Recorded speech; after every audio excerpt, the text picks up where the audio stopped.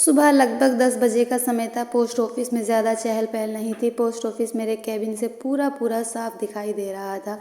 मेरी नज़र एक 40-42 साल की महिला पर गई। दिखने में सीधी सादी, विदाउट मेकअप, प्रभावशाली व्यक्तित्व लग रहा था। पहनावे में मध्य वर्ग लग रही थी। जिस तरीके से वो ऑफिस के कर्मचारियों से बात कर रही थी, उसकी बातें तो मुझे सुनाई नहीं दे रही थी, पर उसके स्वभाव में नम्रता साफ झलक रही थी। थोड़ी देर बाद मैंने देखा बेचैन सी बेंच पर बैठी है। शायद किसी का इंतज़ार था। इतने में पोस्ट ऑफिस का एक एजेंट आया और महिला ने एजेंट से कुछ बात कही। एजेंट ने अंदर आकर मुझसे पूछा, सर इनकी आरडी मैच्योर हो गई है, लगभग 9,000 रुपये की रकम है, लेकिन शर्मा जी कह रहे हैं अभी कैश नहीं है, 11 बजे के बाद ही बैंक खुलने पर पेमेंट हो सकती है। सर मैंने पार्टी को बता दिया है, मैं उनका पेमेंट जल्द ही करवा दूंगी। क्या कहीं से कैश का बंदोबस्त हो सकता है? हालांकि इतनी रकम तो पोस्ट ऑफिस में रहती है, लेकिन पहले दिन बैंक की छुट्टी होने के कारण आज नहीं है। मैंने शर्मा जी को बुलाकर उनसे बात की, लेकिन उन्होंने कैश ना उपलब्ध होने की बात दोहरा दी। एजेंट ने उस महिला को 11:30 बजे तक इंतज़ार करने को कहा और मैं काम में व्यस्त हो गया, क्योंकि बैंक खुलने में कैश लाने में आधा घंटा तो लगेगा ही। थोड़ी देर बाद मैंने देखा कि एजेंट तो जा चुकी है और महिला बड़ी बेसब्री से कैश लाने वाले लड़के का इंतज़ार कर रही है।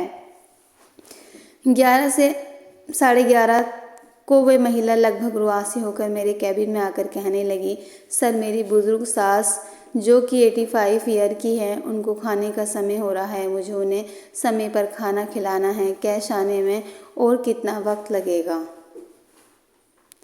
अब लड़का आता ही होगा। मैं उसे देखकर सहज ही अनुमान लगाया जा सकता कि उसके लिए एक एक मिनट कितना महत्वपूर्ण है। मैंने किसी बहू को, सास को वक्त पर खाना खिलाने के लिए इतना व्यग्र होते पहली बार देखा था। मेरा काम से मन ही नहीं लग रहा था। पूरा ध्यान उस महिला पर ही केंद्रित था।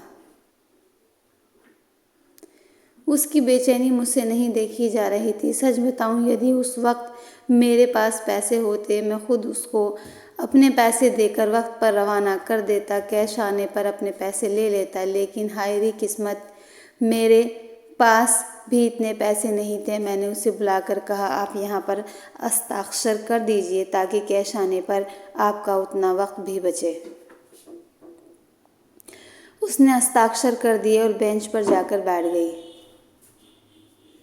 11:45 हो गए, लेकिन लड़का नहीं आया। अब उसका धैर्य जवाब देने लगा। वो मेरे पास आकर कहने लगी, सर मैं अब इंतज़ार नहीं कर सकती, मेरा घर भी दूर है, खाना बनाने में भी वक्त लगेगा, मैं कल आकर कैश ले जाऊंगी।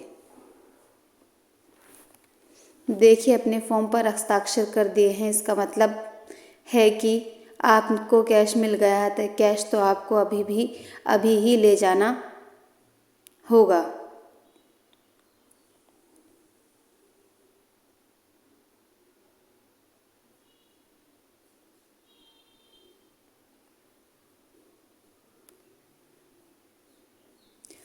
अब वो कुछ ज़्यादा और परेशान हो गई। 11:55 को वो फिर मेरे पास आई। माफ़ कीजिएगा, मैं इंतज़ार नहीं कर सकती, मैं जा रही हूँ। मुझे मेरी सास को वक्त पर खाना खिलाना है, चाहे इसके लिए मेरे इतने रुपये का नुकसान ही क्यों ना हो जाए। और वो सचमुच चली गई। मैं और मेरा स्टाफ बहुत चुका होकर उसे देखता हुआ जाता रहा। मेरी पोस्ट मास्टर की नौकरी में ये पहला केस था जिसमें ग्राहक को पैसे से ज़्यादा अपनी सास को खाना खिलाने की पड़ी थी। वे एक मीडियम वर्ग बहू, जिसके लिए 9,000 रुपये बड़े मायने रखते थे। पूरे 12 महीने थोड़े थोड़े पैसे जमा करके वो ये राशि जुटाई थी। इतनी सहजता से पैसे छोड़कर कैसे जा सकती है? हम सभी को ये बात हजम नहीं हो रही थी। आजकल ही नहीं तो प्राचीन काल से ही सास बहू का रिश्ता एक ऐसा रिश्ता कहलाता है जिसे जैसे न चाहते हुए दोनों ही निभाती हैं।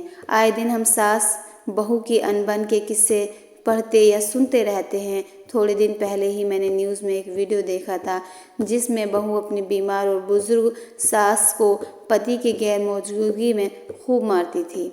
ऐसे में मुझे अपने कानों पर, अपनी आंखों पर विश्वास नहीं हो रहा था।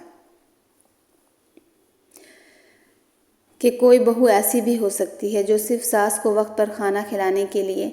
मैं ये सब सोच ही रहा था, इतने में वो महिला और कैश लाने वाला लड़का दोनों ही एक साथ प्रवेश हुए।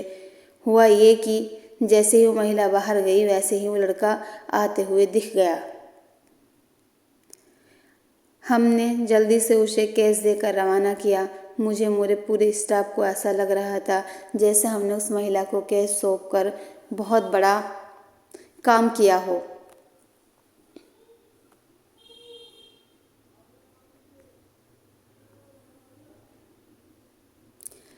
अभी भी जब वो घटना याद आती है तब आंखों देखी घटना होने के बावजूद भी विश्वास कर पाना कठिन होता है कि ऐसी भी कोई बहू हो सकती है।